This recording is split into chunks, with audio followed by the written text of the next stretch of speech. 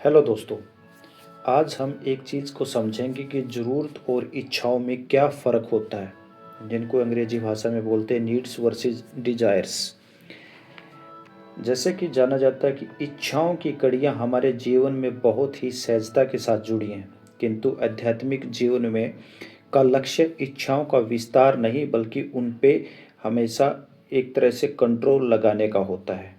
भगवान महावीर के अनुसार इच्छाओं के अधीन रहने वाला व्यक्ति कभी भी आंतरिक शांति प्राप्त नहीं कर सकता।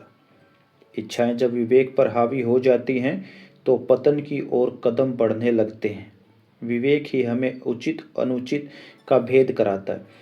अगर इच्छाएं हमारे विवेक पे यानी कि हमारे माइंड के ऊपर अगर ओवर पावर कर लेती हैं, हावी हो जाती हैं, तो हम अपना विवेक खो बैठते हैं और विवेक से ही हमें उचित और अनुचित का पता लगता है। उसमें हम भेद नहीं कर पाएंगे। इसलिए इच्छाएं किस हद तक होनी चाहिए, क्या होनी चाहिए, हमें इस बारे में समझने की ज़रूरत है।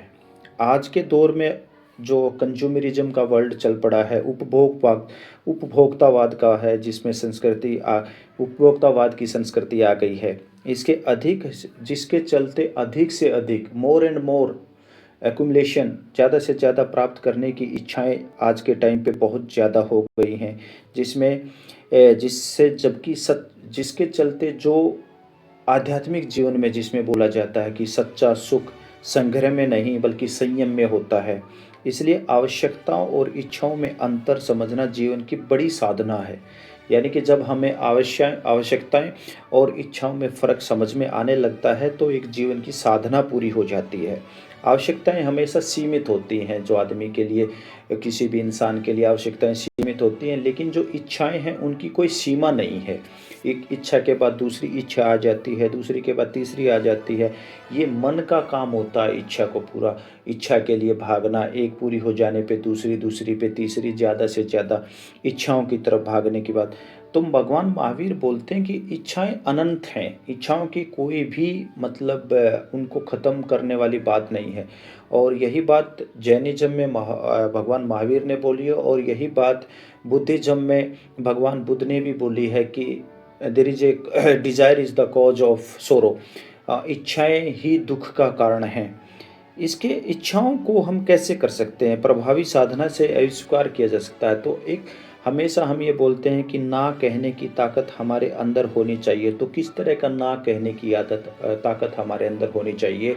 वो ना कहने की ताकत हमारे अंदर होनी चाहिए उन बढ़ती हुई इच्छाओं के खिलाफ, जो हमारी एक इच्छा से दूसरी इच्छा, दूसरी से तीसरी जुड़ी हुई है, उनको कम करने का हमारे पास ना कहने की ताकत होनी चाहिए, जो कि अनैतिक हैं, अहितकारी आकर्षण के सामने, स्वार्थ की पूर्ति के लिए जो प्रलोभन की जो आज इच्छाएं हैं, उनको हमें कंट्रोल करना चाहिए, कम करना चाहिए, उनको दबाना चाहिए, दमन करना चाहिए। उसकी बजाय जो आवश्यकताएं हैं उनको पूरा करना चाहिए। ऐसे में जो इच्छाएं हैं उनको दबाया नहीं जा सकता।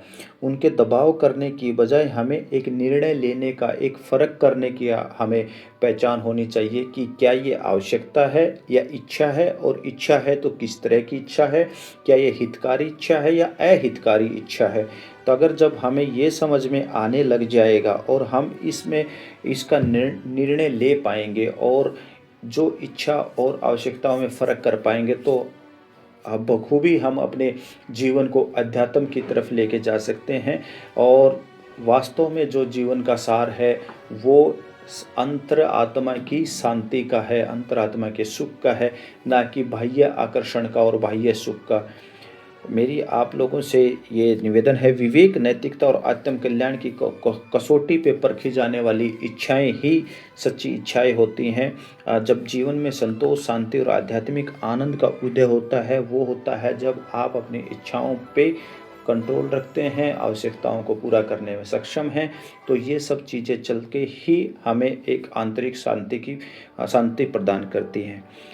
मेरी आप सबसे आज एक निवेदन है कि प्लीज़ इस चैनल को सब्सक्राइब कीजिए। आपको और अच्छे इस तरह के वीडियो आप लोगों के सामने मैं लेके आया करूँगा। धन्यवाद।